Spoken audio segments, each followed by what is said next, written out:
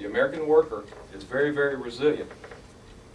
We built the country, organized labor, giving those workers an opportunity, just like my story, to count on a better standard of living year after year, built the middle class.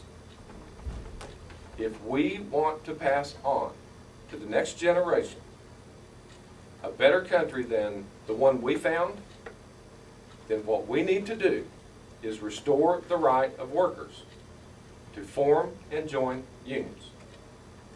There are those who say we already have that right. Yes, the National Labor Relations Act says that, and we all know what it says, that we do indeed have that right.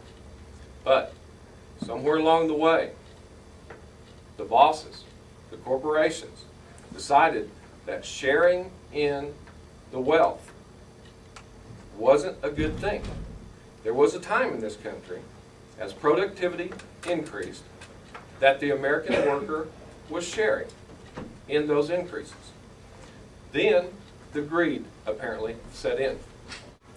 So our wages became somewhat stagnant. And yet the wages of CEOs increased tremendously. A CEO, compared to me, about 350 times greater than my wages. Now, that's only one person. Me and my coworkers, we're the one actually creating the gains in productivity. So again, I go back to its greed. But the Employee Free Choice Act, the passage of the Employee Free Choice Act, more union members throughout this country will shift that balance of power away from the boardroom, away from corporate America, to the workers. And that's exactly what a union is. It's a group of workers. The corporations have unions. They call them associations. They call it the Chamber of Commerce, but they've got a union. So why then do they feel that we should not?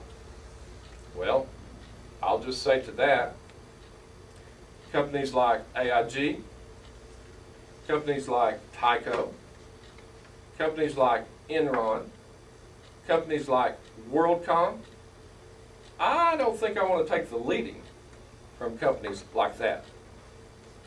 You know, we as taxpayers had to bail out Wall Street.